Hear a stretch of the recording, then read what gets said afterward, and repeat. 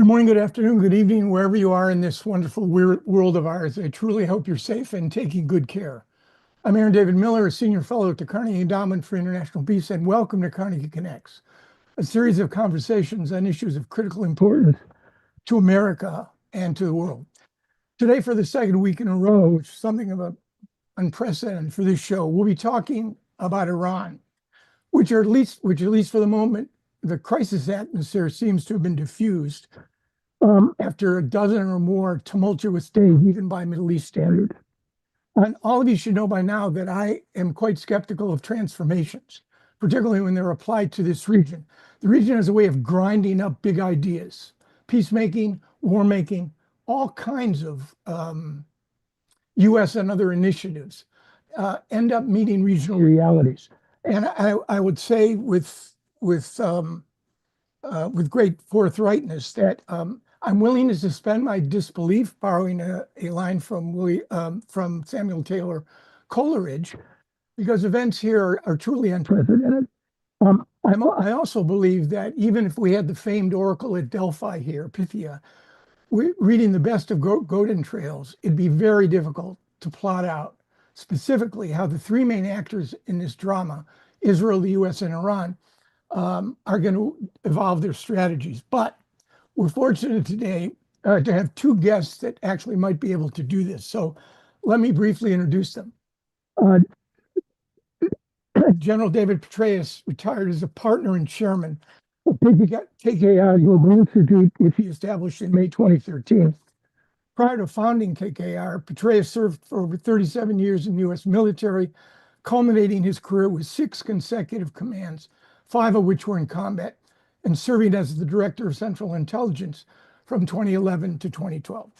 Karim Sadjadpour, my inestimable colleague at Carnegie, is a senior fellow where he focuses on Iran and U.S. foreign policy toward the Middle East. I must say about Karim, he has an extraordinary skill of being able to gain thematic altitude on one hand, but also this capacity to understand the granularity of what's taking place in the region, and bringing those two things together is actually quite rare for any analyst. I think we can all agree, and we did spend a lot of time last week talking about Israel, that the Israeli and U.S. strikes have set back the Iranian nuclear program. I don't want to argue BDA. We don't know precisely how much, and I'm going to ask General Petraeus in a minute about the process of BDA. At a minimum, I think it's fair to say that the combined Israeli and U.S. strikes and the Iranian reaction, which has not trended toward escalation, has bought us time. The question, in my mind, since military power is at best a means to accomplish a concrete set of attainable, realistic objectives, how are we going to use the time? And that's a critical question. But before we get to it, General Petraeus, can I turn to you? Yesterday, Rafael Grossi talked about, quote, severe but not total damage to Iran's nuclear infrastructure, and he added with the capacity of beginning enrichment within months. Without trying to delve into the details of what the U.S. and Israel has or have not accomplished, if you were still at CIA, what would you be telling your analysts to look for? And if there were a combined U.S. intel assessment, if there are differences, how does that usually play out behind the scenes, or if not public? Well, first of all, the process of battle damage assessment is to bring in all of the potential elements of intelligence that you can possibly gather. Everything from cyber intelligence, signals intelligence, imagery intelligence, measurement and signals, and mass intelligence, human intelligence, of course, if you have someone on the ground, and even open source intelligence, which is increasingly rich now because everyone is a journalist if they employ the social media that's available to them with their smartphone that, of course, has cameras and can take videos and all the rest of that. So the art of this is to bring all of that together. The science is to gather all of it and to exploit all of the sources and methods that can possibly provide you insights, and then to integrate it all, fuse it, and to come up with a community position. Now, you ask if there are disputes. There are disputes from time to time. One agency may see this as being having high confidence, another not as high confidence, et cetera. And that's all part of the process. And various agencies can dissent to various degrees. You can have a footnote, you can have an actual annex. I dissented one time in the national intelligence estimate that was conducted at the 6-month mark of the surge in Iraq. I said I just completely break with it. But to be fair to them, that's because they closed the books on the data 6 weeks before today, Mr. President. And those 6 weeks have seen a dramatic continuation of what we were just seeing before that time, which was a downturn in violence. So that's the process here. I'm sure that it is going on feverishly, everyone trying to collect everything they possibly can to try to draw on every source that is available.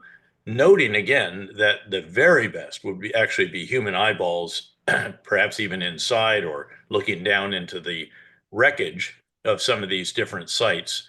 Esfahan, fairly straightforward. That's mostly above ground, not too deep.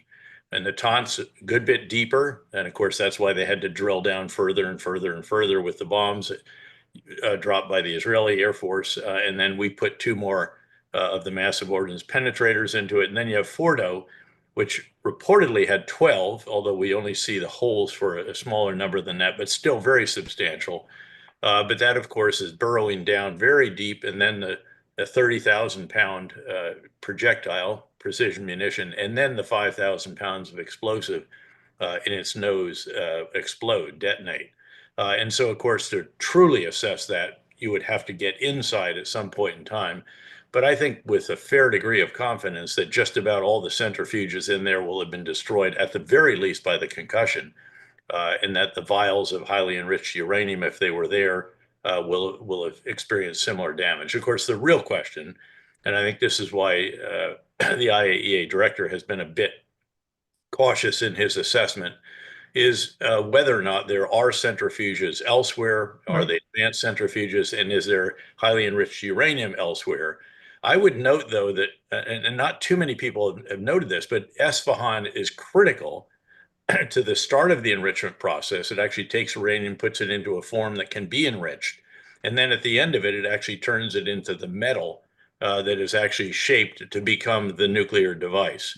Without that, I'm not sure they might be able to enrich further if there is HEU and if there are centrifuges elsewhere, although they're going to have to put them together and so forth. And I seriously doubt that they can do that without the combined capabilities of Mossad, CIA, and all of the other intelligence agencies and organizations that will be party to this, discovering that that is going on. Yeah, I want to stay with the BDA issue just one more minute on the issue of politicalization of the intelligence. I remember well during the early 80s, during Israel's invasion of Lebanon, the deployment of the Marines, INR took a much different position on the prospects for success in Lebanon. And I had 5 years at INR. We were sending assessments up to then Secretary Schultz, about which he was not very happy.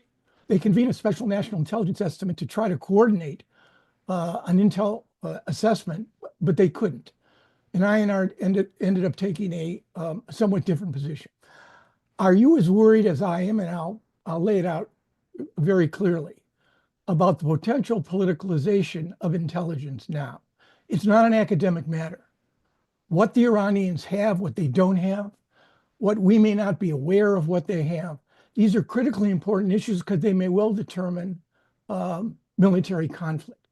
I'm just worried, having voted for Democrats and Republicans and worked for Democrats and Republicans, that the president's open dissing and dismissing of his director of national intelligence, his own battle damage assessment, which was put out within hours of the conclusion of the operation, and using the Israeli Atomic Energy Agency's assessment as his own, strikes me that there's the reality, and then there's the world as it is, and then there's the world the way you want it to be. Does this concern you at all going forward? Well, first of all, we should recognize this is by no means unique to the current situation. If you look at what happened prior to the invasion of Iraq, there was a bit of more than a bit really, of a predisposition that Iraq had weapons of mass destruction and the means to deliver them, et cetera. By the way, that was the predisposition of two. I was the executive, the chairman of the Joint Chiefs during the Clinton administration. It was an article of faith that actually did exist. In fact, we bombed it a couple of times. And the description was that we had degraded their means for delivery and the means for production. And that continued to be, in a sense, an article of faith. And there was a search for intelligence to justify that particular predisposition and the action that would result from that. The key here, really, though, Aaron, is just, and this is, I'm not worried about, is that our intelligence community professionals will speak truth to power. They're not, again, without mistakes at various times. Obviously, 9/11 was one of the most catastrophic of those. There are intelligence failures. There are surprises. The collapse of the Soviet Union was another. But they are doing their level best to provide their best assessment of the facts on the ground, what they mean, the analysis, finished intelligence, and so forth. And then, frankly, what the DNI or president or other consumers do with it is their matter. I think it's concerning if this is not put forward. By the way, I should note that when I was the director of the CIA, prior to assuming the position, President Obama sat me down. He said, especially when it comes to anything in the Middle East, Iraq, Afghanistan, and so forth, Greater Central Command area, I want to know your view as well as the view of the community, of the CIA integrated analytical product. And he said, it's okay if you actually see it somewhat differently. In fact, I would value that given all the time you spent out there in the past decade. But of course, obviously, what you do need to provide faithfully is their assessment, obviously, even as you might provide your assessment. So that's my take on this. I think the community should be very, very forthright. And by the way, if those above them don't like it, they may be seeking other employment, and they will do that. That has happened recently with the chairman and vice chairman of the National Intelligence Council. Yeah. I mean, I am very wary, and I have a lot less respect, I think, for the amount of respect that the current administration has for the system, which is sometimes very often imperfect. But there is a degree of respect that I think is critically important to be shown on behalf of these public servants. General Petraeus, I'm going to use a concept that you've identified, but first turn to Karim. And that is the so-called big ideas that inform and attach nations, militaries in combat, political administrations that direct their militaries to attain specific objectives. Karim, looking back now and going forward, and even more importantly, what are the big ideas, tactics, strategies that inform the Islamic Republic at the moment, both with respect to their responses to Israel, as well as the additional challenge of responding to the United States? Big ideas. Thank you so much, Aaron. It's great to be with you and my good friend, General Petraeus. And in fact, I learned that concept from General Petraeus, the big ideas and everything, when we are writing or speaking. And the big ideas of the Iranian Revolution haven't changed. It's hostility toward America, hostility toward Israel, to replace Israel with Palestine. And then internally, remaining highly conservative Islamic State, the symbol of that being the mandatory veiling of women. I'm reminded of the famous quote from Talleyrand after the Bourbons came back to power in France. He said they've learned nothing and they've forgotten nothing. And that was evident in the Supreme Leader's speech of a few days ago, in which he essentially declared victory and congratulated his population and his government on this great victory. And so what we've seen is that Iran's capacity, as General Petraeus outlined, has been significantly degraded, but its intent hasn't changed. And I think moving forward, their tactics may be a little bit different. So let me focus on a few different ideas. Number one, they've essentially paused the war with America and Israel so they can clean house internally. This is a regime at war with America, Israel, and its own people. And, they need to shore up their internal power, and they've been going after hundreds of people internally, calling them Mossad spies, threatening to execute them. And we know from history that they usually imprison innocent people and peg this on innocent people to make an example of them. Second, in the nuclear context, as we've seen from their foreign minister, Abbas Araghchi, they will continue to express an openness in diplomacy. They're not going to slam the door on diplomacy. But what they're doing simultaneously is they're significantly limiting any type of cooperation with the IAEA. The Iranian parliament is essentially a rubber stamp institution. It's headed by Ghalibaf, who's a close acolyte of Khamenei's son, Mojtaba. So they don't act independently. And so when the Iranian parliament announces that the country, the government should leave the NPT, that's a top-down edict. These are signals being sent from the top. We know that it's been reported they haven't been returning any of the IAEA's calls. So it's this combination of, showing a willingness to continue to partake in diplomacy, but also significantly limiting the access of the IAEA. What are some of the other things that we've seen over the last week or two? There's been some current concerning reports about their attempts to go after soft Jewish targets in Europe. This is something that they've done in the past. And, they have now pretty close ties with criminal elements in Europe through which they can do this, going after whether it's a bus full of Israeli tourists or Jewish tourists or religious outposts. That's something I would be on high alert for. Some senior clerics in Iran have issued a fatwa against President Trump, calling for his death. I think that's mostly symbolic. The last thing I'll say is the thing which is not the focus of our conversation today, Aaron, but something I'm worried about is that I think Iran is going to do everything in their power to sabotage Syria and Lebanon's attempts to transition to a post-Iran order. It's been reported in the last week that both those countries are potentially close to joining the Abraham Accords, to a potential normalization with Israel. I'm not sure how accurate that is or how close they are, but certainly I think both countries, both leaderships in those countries, have sought to hope to change their relationships with Israel. And I think Iran will do everything in their power to sabotage any chances of that, similar to how the Hamas attack on Israel October 7th was an attempt to sabotage Saudi-Israel normalization. And one of the things I would be concerned about, and we may have spoken about this before, is Iranian attempts to assassinate leaders like Ahmad Shara in Syria or the prime minister and president in Lebanon. So I'll stop there. One point, Karim, before I turn to General Petraeus on the issue of big ideas. You've made the point that the day after the revolution, the most extreme righteous revolutionary becomes a conservative, because conservation and preservation of regime stability, of endurance, the revolution itself, depends on a degree of tactical flexibility.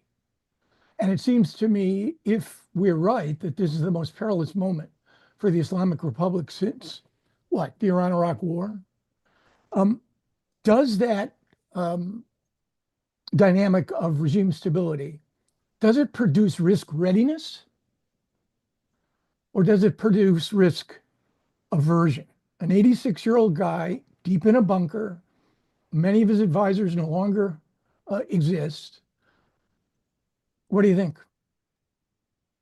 So on Khamenei, we've talked about this before, Aaron, that the big idea for him is an observation which Machiavelli and Tocqueville have also made, that the most dangerous moment for any bad government is when you try to reform. So Khamenei, has consistently learned over the years that the autocrats who take a step back and promise reform, whether that was the Shah in 1978 or Gorbachev's attempts to reform the Soviet Union, or even if you look at the Arab Spring countries, those autocrats were not long for this world. And so he's committed to those ideals of the revolution. And that's why he calls himself, and they call themselves principalists, because they say they're committed to the principles of the revolution. So as long as he is around, those principles, hostility toward America and Israel and the Islamic nature of the system, are not going to change. But as you pointed out very importantly, this is a government which wants to stay in power. He's arguably the longest serving autocrat in the world, and you don't get that title if you're a reckless gambler. So at moments when he feels the existence of the regime is at stake, he's willing to make a tactical compromise. And that's what we saw with the JCPOA in 2015. The only thing I'd say right now is that the one way in which I believe the regime doesn't feel its existence as at stake is the level of economic pressure. They are at the moment exporting about 1.7 million barrels per day, approximately, probably smuggling out a little bit more than that. The Trump administration in his first term got those numbers down to around 300,000 barrels per day, significantly less. And it's my view that if the goal is to set the table for another negotiation with Iran, in which we're trying to not only extract concessions from them on the nuclear file, but also potentially, and we can talk about this, on missiles or proxies, there needs to be a strategy to significantly curtail their oil exports. And that's not, I know the president has a sense of impatience about this, but that's not a switch you can turn on and off. That's Right. a process which takes many months, and it's not currently there. Right. General Petraeus, to you, we can talk about big ideas on the Israeli side, but first to the Americans. What's at the other end of the calculations in Washington on this strike? What were they trying to achieve, and what will they try to achieve going forward? Well, I think first of all, you should understand the domestic context in which this is all playing out, because of course there's a war weariness in both parties. A bit more surprisingly in the Republican Party, to be sure, with the America First movement coming back to the fore. But I think President Trump very conscious of that.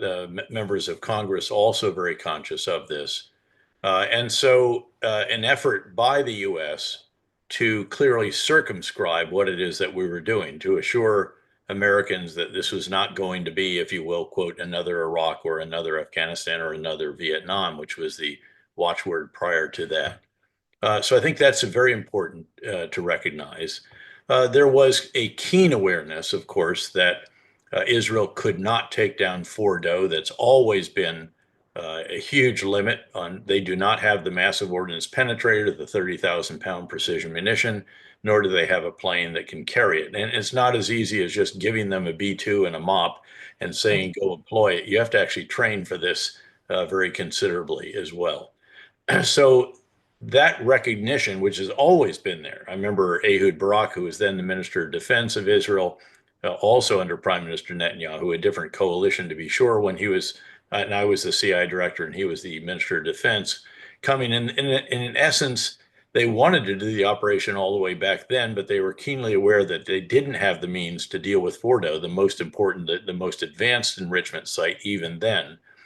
And so they were always trying to get us into this. So this has been, again, a point of real key recognition on the U.S. side with Central Command, with the Israelis, and always with each administration of either party.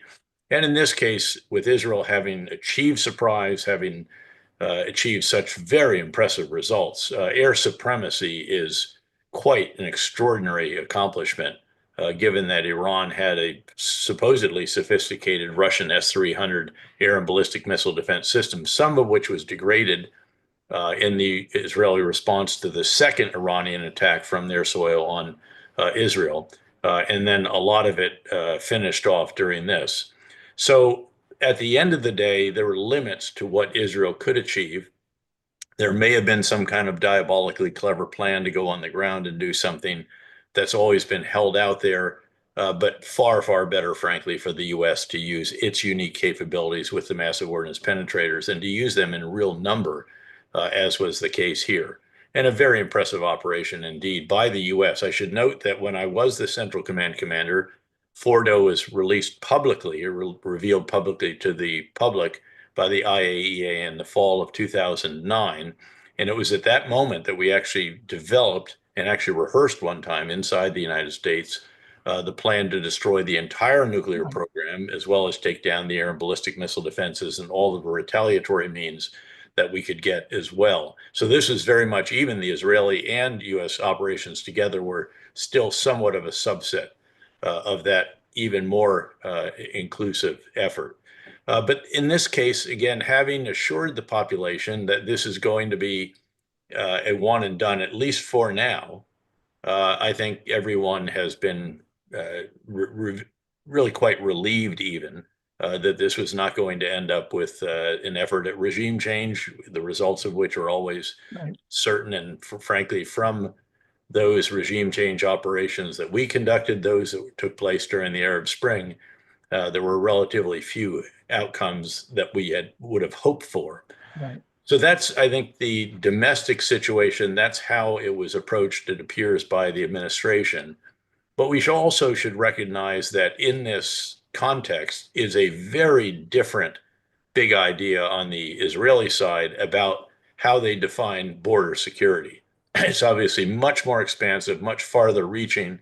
In the wake of October 7, they have clearly decided they will not allow any threat to materialize, to be developed on their borders. And of course, it's part of the genesis of taking on Hezbollah the way that they did. Obviously, Hamas was necessary as well. Also, some of the activities that Iran was carrying out inside Syria before Syria was the murderous Bashar al-Assad regime, an ally to Iran, was overthrown. A very significant development when it comes to Iran trying to reconstitute Hezbollah in particular, and then to go after Iran itself. So it's not just in the immediate neighboring countries, but those that can reach Israel and that have the kind of malign ideas that Karim described earlier. But let me ask you again, to stay with the Americans for a moment. You could argue that the objectives of the American strike could have been one of three. Number one, to change Iran's calculation on the severe costs that would have been required to maintain their program. That's number one. Number two, essentially to force Iran to recognize the costs of a program outweigh the benefits by light years. Number two, to compel Iran, given the fact that it's weak and vulnerable, courtesy of the Israelis, to soften their position, to take a more realistic position in negotiations. Or third, as we've discussed at the opening, to buy time.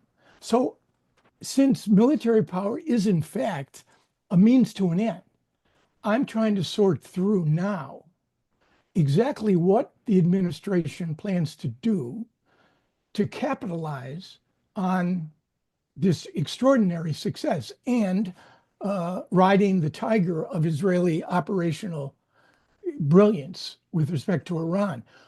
That question is critically important the day after, or shall I say, the days after question.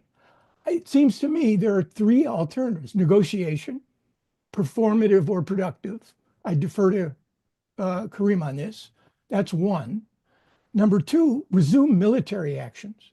And I cannot imagine the Israelis will sort of forego their preemptive preventative approach, given what they see.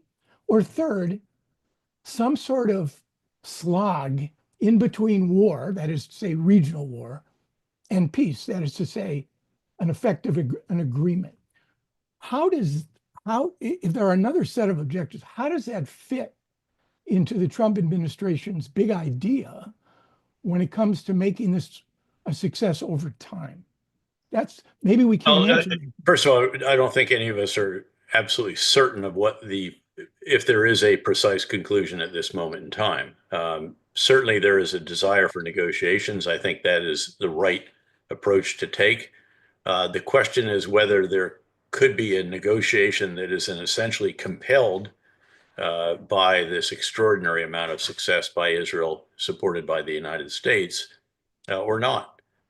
Israel is in an incredibly strong position. Maybe that they need to replenish their interceptors to be ensured that the missile math always continues to work in their favor. But beyond that, again, they can fly anywhere at any time and do anything over Iran. And that is an extraordinary achievement, air supremacy. So they can employ that when necessary. And the U.S. needs to be keenly aware of that and arguably should use that. Iran is in the weakest position it has been in at least since the first supreme leader drank from the poison chalice to bring an end to the Iran-Iraq war. And they've watched their proxies be heavily degraded as well. Their position in the region is dramatically reduced. And this is the time to either in a negotiation to reach Iranian agreement to do away with, dismantle its entire nuclear program. And if they need a civilian nuclear power program, we can provide them the low enriched uranium for that. And it's a time to allow the IAEA to oversee the dismantlement of this program and to be able to inspect anywhere at any time to validate and verify that.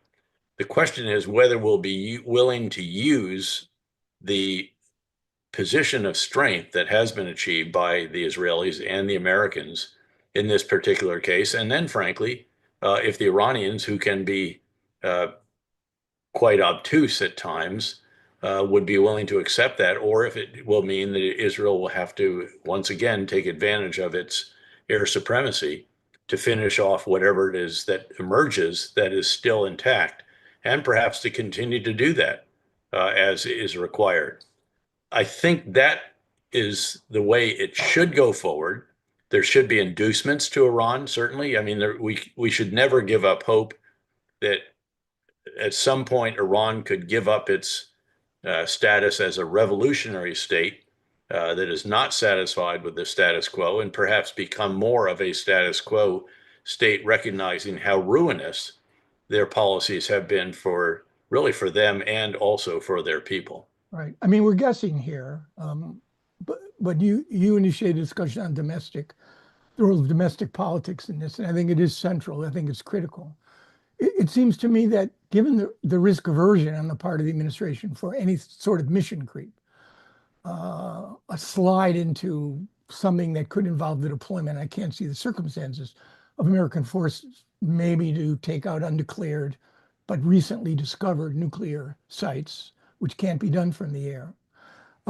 If Karim is right, that negotiating with an 86-year-old supreme leader, Ali Khamenei, who has no intention of displaying weakness in the face of this grand humiliation, that would suggest to me, if the fight is going to be over Iran's demand, obsession, compulsion with the need to enrich uranium on its own soil, and the administration's position is, particularly in the wake of these victories, zero enrichment, you're not going to have a productive negotiation. So that leaves, it seems to me, where the Middle East is always seems to be left.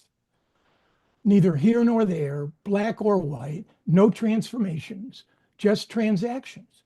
And it could coincide with, I think, something Karim feels very strongly about, which is no war, no peace, which, am I correct in assuming that would be the supreme leader's preferred outcome, Karim?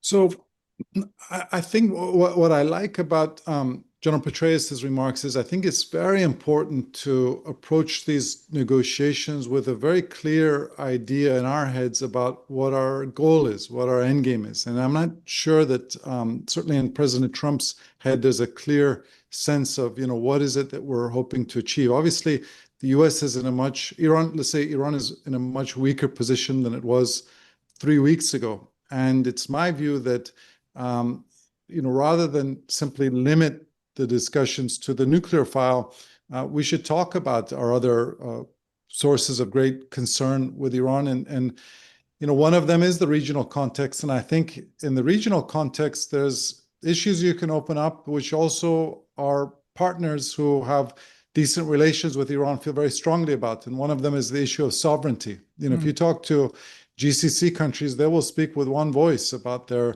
demand that Iran respect regional sovereignty. That's an issue which the Chinese historically have also felt strongly about. So I think it's very valuable to approach Iran with these concrete demands. And as we've talked about, Aaron, you're much more successful when against Iran when they feel like they're facing a united diplomatic front, that there's no space in between America and Europe, the U.S. and GCC, or even on some of these issues, the U.S. and China. Now, if we rewind to 2013, the run-up to first the JPOA and then the JCPOA, what we saw from the Supreme Leader was total defiance. He didn't give any indication whatsoever that he was going to prepare to compromise. But what President Obama essentially did was he checkmated them economically. He made it clear that nations and businesses around the world had a very clear choice. Either you can do business with America or you could do business with Iran. And for most countries and companies around the world, that was a clear choice. But that process took a while. But that was what led to the Supreme Leader's famous speech calling for heroic flexibility. So Right. I think that this time around, it's worthwhile having these very tough demands from Iran, not just in the nuclear context, but also in the weapons context, the regional context. But that process, in my view, they're not going to agree to unconditional surrender next week or even next month. I think that that's a process which plays out the more we tighten the economic grip on their ability to export oil. I mean, I had a pretty low confidence that negotiations were going to succeed during 5 rounds, but that confidence was lack of confidence was deepened when the president imposed a 2-month deadline for those negotiations to take place. In fact, he boxed himself in because there's no way Iran was going to concede within 2 months. I'm searching against my better judgment in my own analysis for clarity, and there really is no clarity. And that, I think, is a disturbing but sober assessment. So let me raise the subject of regime change. This is a terrible regime. It prosecutes, tortures, imprisons its own citizens. It tries to spread its revolutionary ideology in at least 5 Arab capitals. It's pursuing a nuclear weapon. It's not India. It's not Pakistan. It's pursuing a nuclear weapon, perhaps as a hedge or in the service of its ideological objectives. Should there be a change in Washington's position with respect to regime change, an effort to support the opposition forces, any number? There are 1,000 papers written about this. The bottom line seems to be, I think they're probably right that strategy is going nowhere. But first to you, General Petraeus, what do you think? Well, I think we have to be very, very cautious about the situation. There is no organized opposition. If you become a successful organizer, a charismatic leader, you're going to end up in jail, if not killed. And there's no large armed opposition. Normally, if a regime is so weakened that it can be overthrown, the group that is on the top of the hill when it's all said and done is that which has the best leader, both in terms of knowledge of how to go about this, charisma, inspiration, and then a large armed force. And the guys with the most guns, far and away, are within the regime. So the idea that, yes, 80% of the population may hate the regime, may resent what it's doing to them economically and politically, culturally, and all the rest of that, but you just don't see the kind of force that is there that could overthrow. And again, if the people really come out again we'll see the Basij militia really come out again. The final element, if you will, if after the Revolutionary Guards Corps and Quds Force and its Army, Navy, Air Force, Marines, not to mention the regular forces, if they're required. But the Basij militia, 2 million-ish, if necessary, that'll swing pipes and, if necessary, even shoot at their own population. Yeah. And there doesn't appear to be the kind of crack there. Now, not saying that it would be visible to us in all cases, but the idea that it would come from the outside, I just find very unlikely. Yeah. We should recognize that there are ethnic and sectarian groupings in the Islamic Republic that might want a degree of autonomy or even independence, or to merge with their kindred spirits, their brothers, if you will. So the Kurds, who are contiguous to the Kurdish regional government of Iraq, the Turks, the Baluchis, contiguous with the Baluchi province of Pakistan, the Azeris, Arabs, etc. That's different, though, from overthrowing the regime, and I don't think that is likely either. In fact, as soon as the dust began settling, the regime forces began reasserting themselves, especially in the areas of these minority ethnic and sectarian groupings.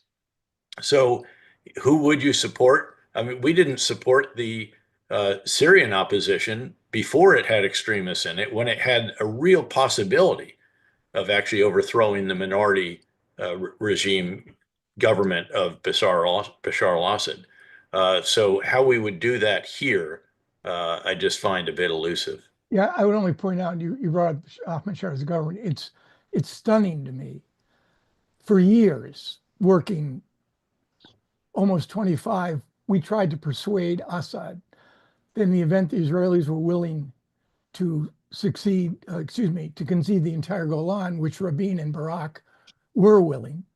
In exchange for that, Assad would not authorize direct contacts between senior Israeli officials and Syrian officials. And now, with Israel in possession of the Golan, I would argue probably in perpetuity, you have reports, credible reports, of Israeli-Syrian negotiations, direct and facilitated by third parties. It's really, with a former Al-Qaeda affiliate, Ahmed Shara. It's really quite remarkable. Karim, I'll give you the last word on regime change.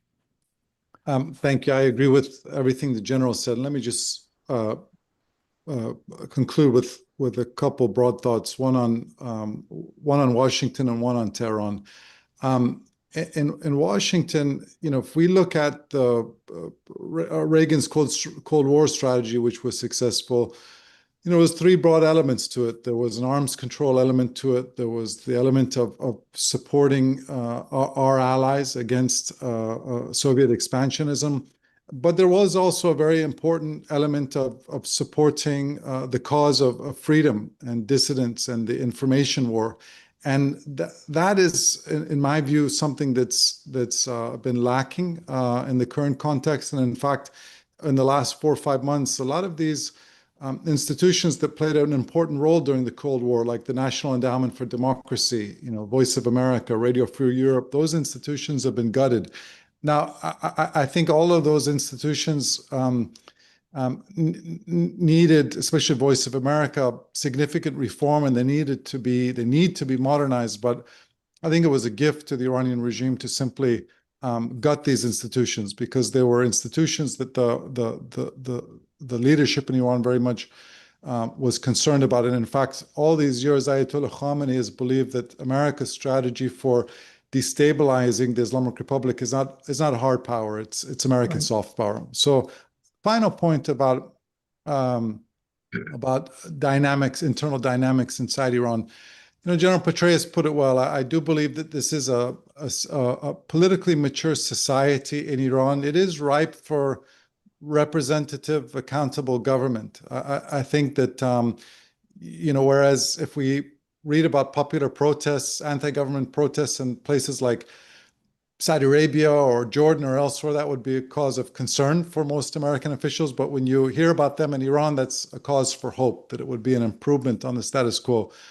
But leadership is so critical, both inspirational leaders and organizational leaders. And, at the moment, that demand for representative government and demand for change inside Iran, there's not a supply of leadership to take people to where they want to go. So I think more likely, Aaron, what happens is that everyone is really waiting for Khamenei to leave the scene. Age 86, people are really waiting for that. And in many ways, I think that the Islamic Republic is going to face a similar fork in the road that both the Soviet Union and China faced in the mid-1970s, which is, do you want to double down on revolutionary ideology, or do you want to put the economic and national interests first? And, I could lay out both those possibilities for you in Iran, that, Khamenei dies and is replaced either by his son or another revolutionary leader who just continues to double down on this ruinous ideology, which has not led the country to anything but, economic malaise and isolation. But, there's the other possibility of what I would call kind of a Deng Xiaoping figure, someone who has the credentials of a first-generation revolutionary figure, but says, 2025 is a different world than 1979. And if we want the system to survive, we need to put the national interest first. And so I think, right now that is probably something which a lot of people inside the country are hoping for, given how impervious the regime has proven to both reform and collapse. Perhaps it can be a process from within, and it remains to be seen. I would only conclude by saying that if you want a new Middle East, if you want to do transformation, not just transaction, you're going to need leaders, not just in Iran, but everywhere. Leaders who are masters of their politics, not prisoners of their ideologies, and leaders who are willing to risk. And unfortunately, we have a dearth of those leaders today as I look around the region. But I want to thank both of you really for an informed and very rich discussion. Time, I guess, isn't an ally or an adversary here. It's just a reality. Thank you both, General Petraeus, Karim. Great to be with you, Aaron. Thank you. And great to be with you, General. Likewise. Thank you, guys.